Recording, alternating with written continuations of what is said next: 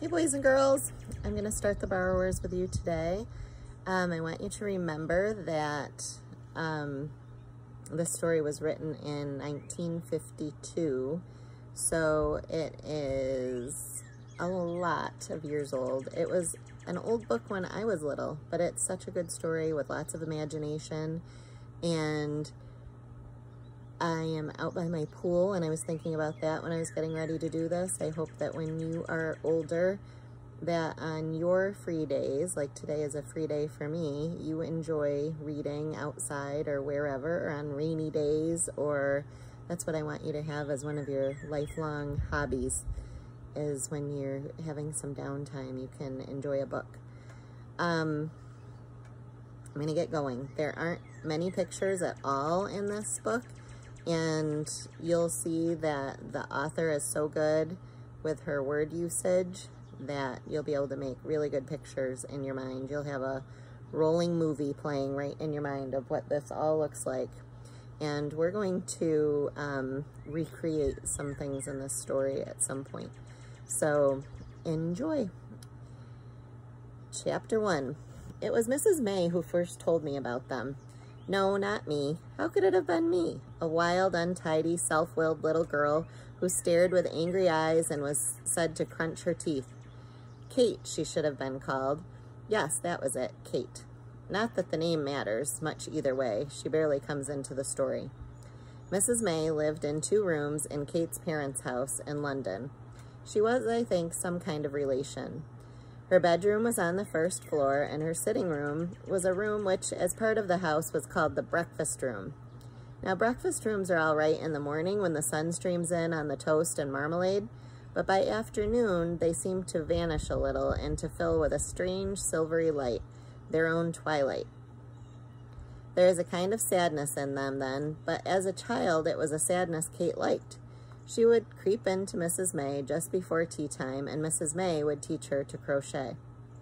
Mrs. May was old, her joints were stiff, and she was not strict exactly, but she had that inner certainty which does instead.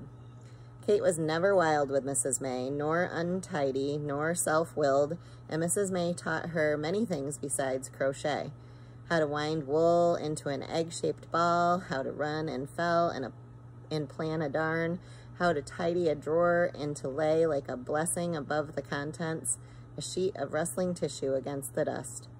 Where's your work, child? Asked Mrs. May one day when Kate sat hunched and silent upon the hassock. The hassock is kind of like we would call an ottoman, like a footstool that you can sit on. You mustn't sit there dreaming. Have you lost your tongue? No, said Kate, pulling at her shoe button. I've lost the crochet hook. They were making a bed quilt in woolen squares.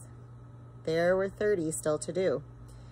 I know where I put it, she went on hastily. I put it on the bottom shelf of the bookcase just beside my bed. On the bottom shelf, repeated Mrs. May, her own needle flicking steadily in the firelight. Near the floor? Yes, said Kate, but I looked on the floor, under the rug, everywhere. The wool was still there, though, just where I'd left it. Oh, dear, exclaimed Mrs. May lightly. Don't say they're in this house, too. That what are? Asked Kate. The borrowers, said Mrs. May, and in the half-light she seemed to smile. Kate stared a little fearfully. Are there such things? She asked after a moment. As what? As people, other people living in a house who borrow things? Mrs. May laid down her work. Well, what do you think? She asked. I don't know, Kate said, pulling hard at her shoe button. There can't be. And yet, she raised her head, and yet sometimes I think there must be. Well, why do you think there must be? Asked Mrs. May. Because all of the things that disappear, safety pins, for instance, factories go on making safety pins, and every day people go on buying safety pins, and yet somehow there never is a safety pin when you want one. Where are they all? Now, at this minute, where do they all go? Take needles, she went on. All the needles my mother ever bought. There must be hundreds. Can't just be lying around this house. Not lying about the house, no, agreed Mrs. May.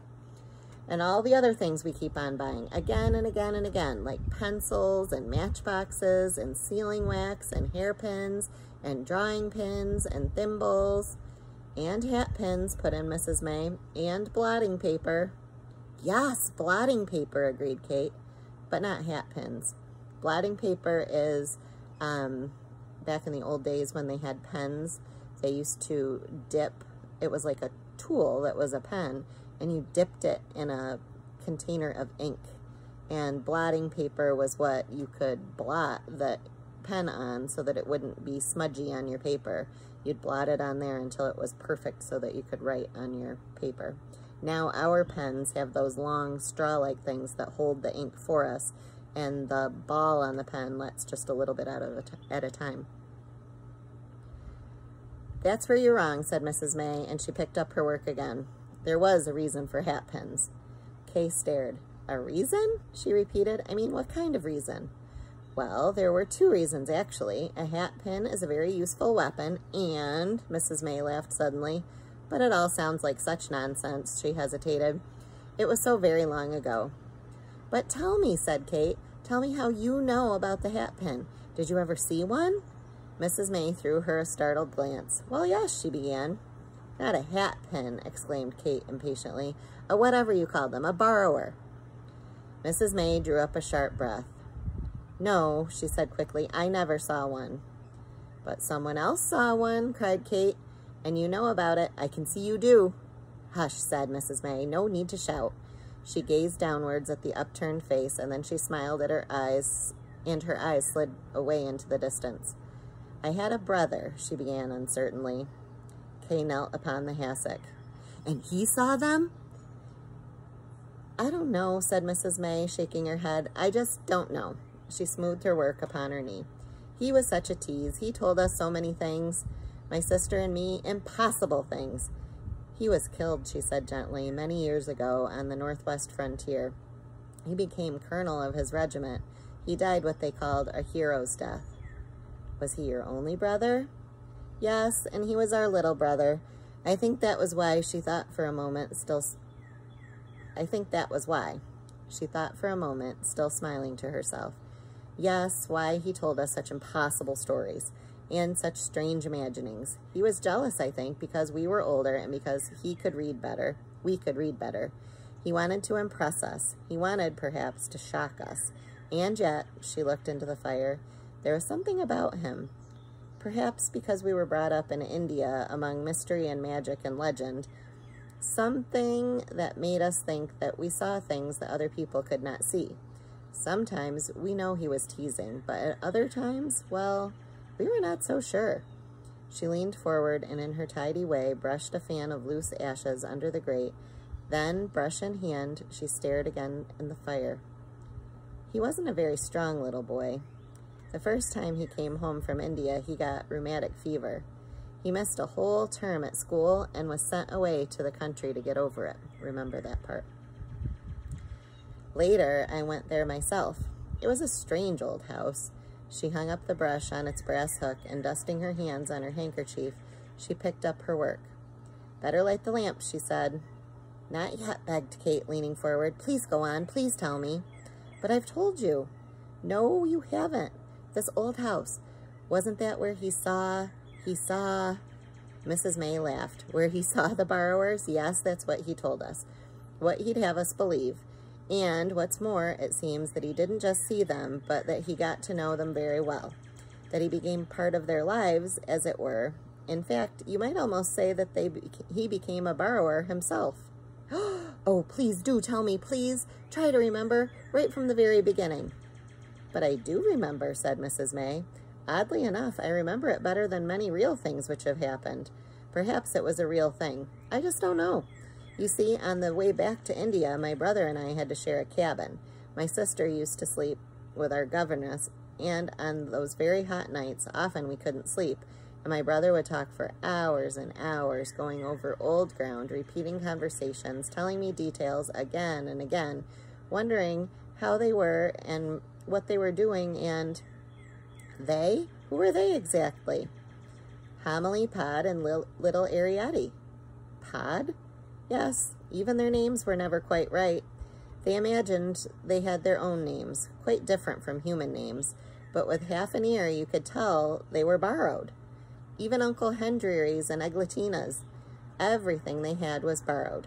They had nothing of their own at all. Nothing. In spite of this, my brother said, they were touchy and conceited, and though they owned the world. How do you mean? They thought human beings were just invented to do the dirty work, great slaves put there for them to use. At least that's what they told each other. But my brother said that underneath, he thought they were frightened. It was because they were frightened, he thought, that they had grown so small. Each generation had become smaller and smaller and more hidden. In the olden days, it seems, and in some parts of England, our ancestors talked quite openly about the little people. Yes, said Kate, I know. Nowadays, I suppose, Mrs. May went on slowly, if they exist at all, you would only find them in the houses, which are old and quiet and deep in the country, and where the human beings like to live to a routine. Routine is their safeguard. They must know which rooms are to be used and when. They do not stay long where there are careless people or unruly children or certain household pets. This particular old house, of course, was ideal, although as far as some of them were concerned, a trifle cold and empty.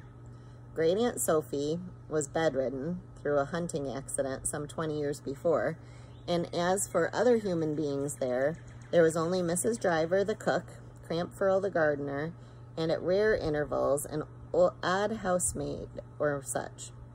My brother, too, when he went there after rheumatic fever, had to spend long hours in bed, and for those first few weeks, it seems, the borrowers did not know of his existence. He slept in the old night nursery beyond the schoolroom. The schoolroom at the time was sheeted and shrouded and filled with junk.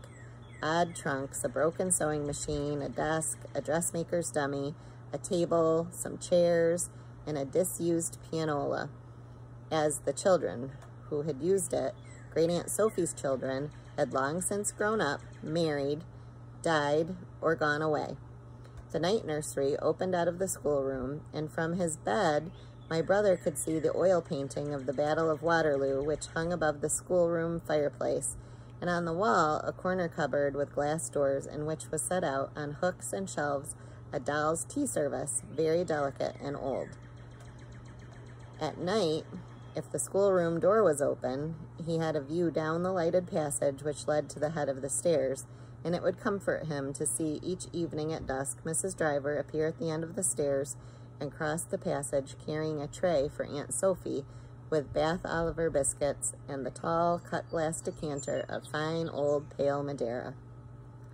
On her way out, Mrs. Driver would pause and lower the glass jet in the passage to a dim blue flame. So that's when they didn't have electric lights.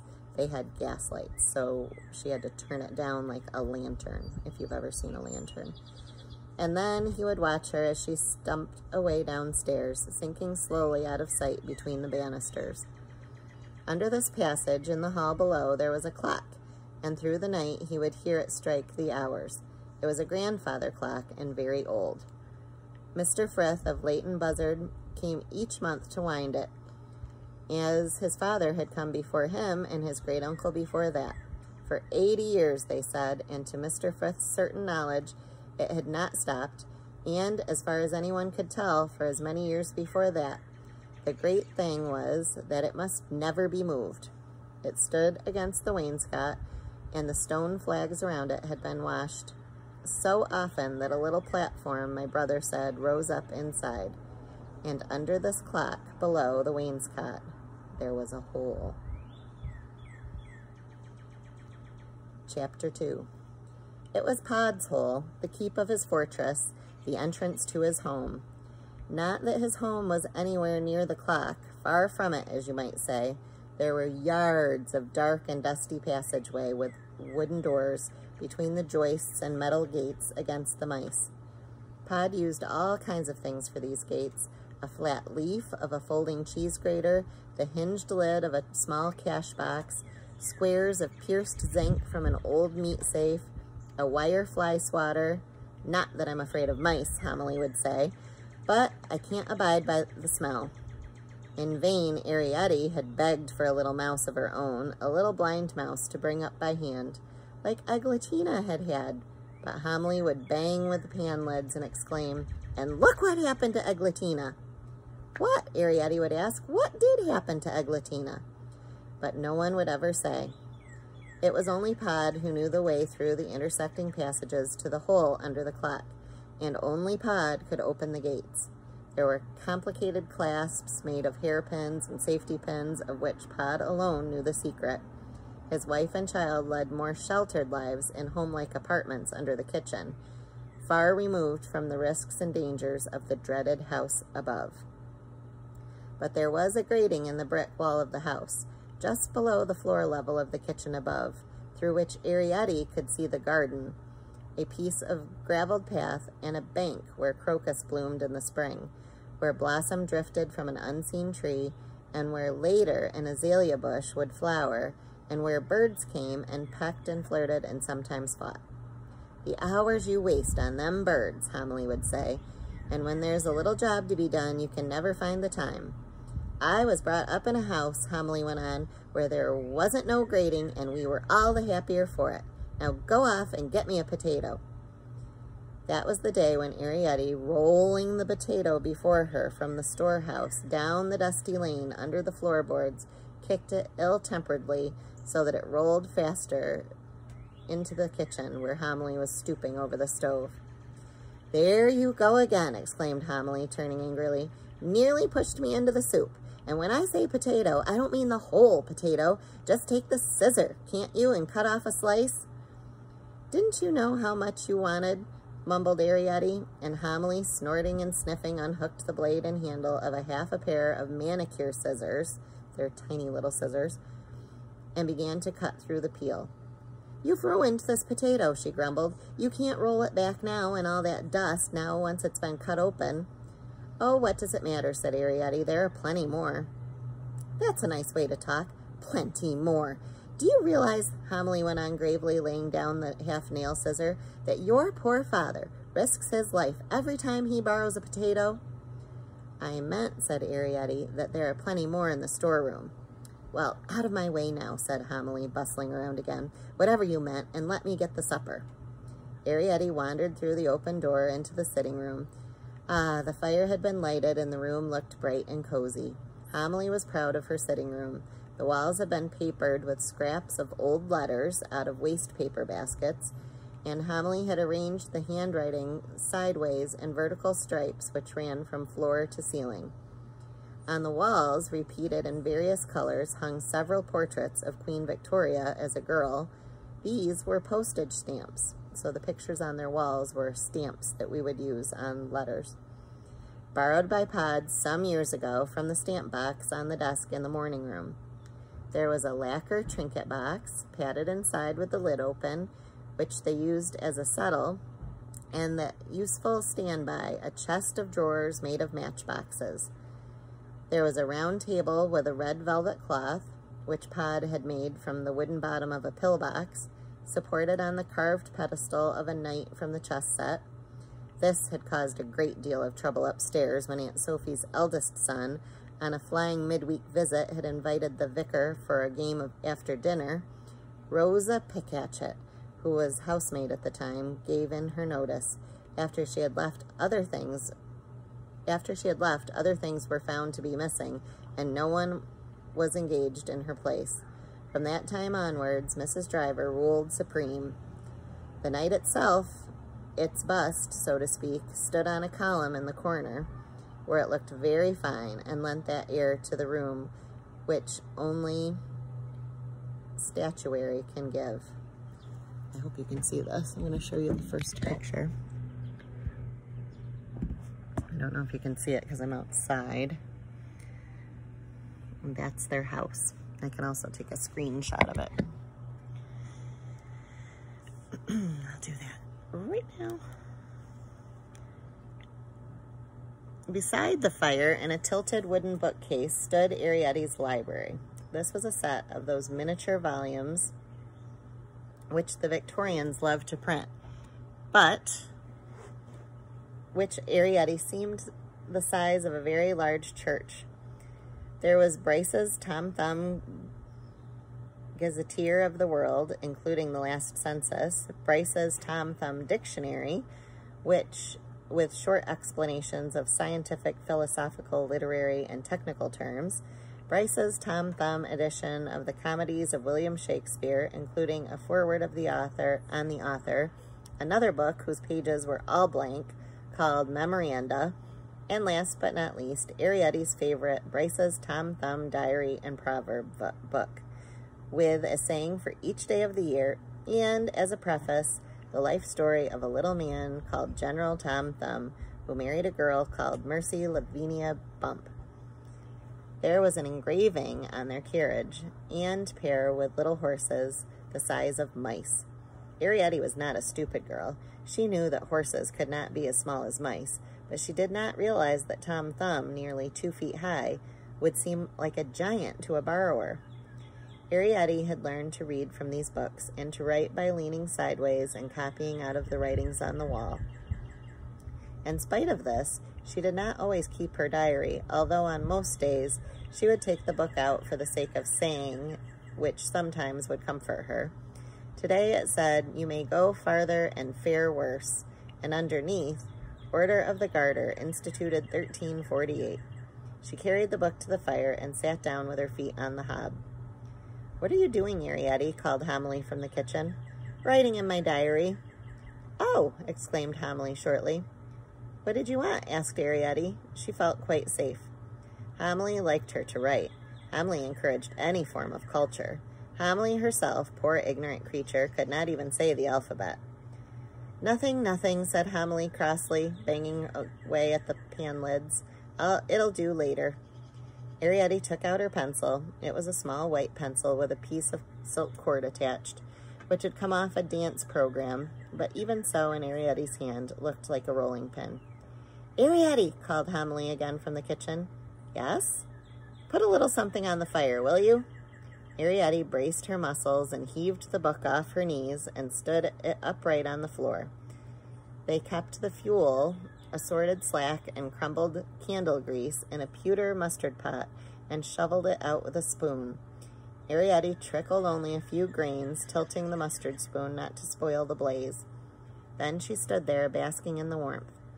It was a charming fireplace, made by Arrietty's grandfather with a cogwheel from the stables, part of an old cider press.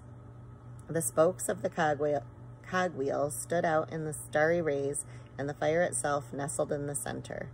Above there was a chimney piece made from a small brass funnel, inverted, that means tipped upside down. This at one time belonged to an oil lamp which matched it and which stood in the old days on the hall table upstairs. An arrangement of pipes from the spout of the funnel carried the fumes into the kitchen flues above.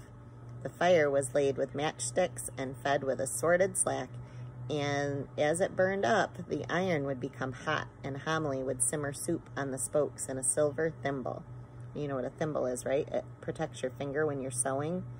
So they use thimbles as cups, and in this case, they simmered soup in one. How cozy those winter evenings could be. Arrietty, her great book on her knees, sometimes reading aloud. Pod at his last, he was a shoemaker and made button boots out of kid gloves, now, alas, only for his family. And Homily, quiet at last with her knitting. Homily knitted their jerseys and stockings on black-headed pins and sometimes on darning needles. A great reel of silk or cotton would stand table-high beside her chair, and sometimes, if she pulled too sharply, the reel would tip up and roll away out of the open door into the dusty passage beyond that. Arrietty would be sent after it, to rewind it carefully as she rolled it back. The floor of the sitting room was carpeted with deep red blotting paper, which was warm and cozy and soaked up the spills. Homily would renew it at intervals when it became available upstairs, but since Aunt Sophie had taken to her bed, Mrs. Driver seldom thought of blotting paper unless suddenly there were guests. Homily liked things which saved washing because drying was difficult under the floor. They had plenty of hot and cold, thanks to Pod's father, who had tapped the pipes from the kitchen boiler. They bathed in a small tureen, which once had held pâté. When you had wiped out your bath, you were supposed to put the lid back on to stop people from putting things in it. The soap, too, a great cake of it, hung on the nail in the scullery, and they scraped pieces off. Homily liked coal tar, but Pod and Arrietty preferred sandalwood. "What are you doing now, Arrietty?" called Homily from the kitchen. "Still writing in my diary." Once again, Arrietty took hold of the book and heaved it back on her knees. She licked the lead of her great pencil and stared a moment, deep in thought.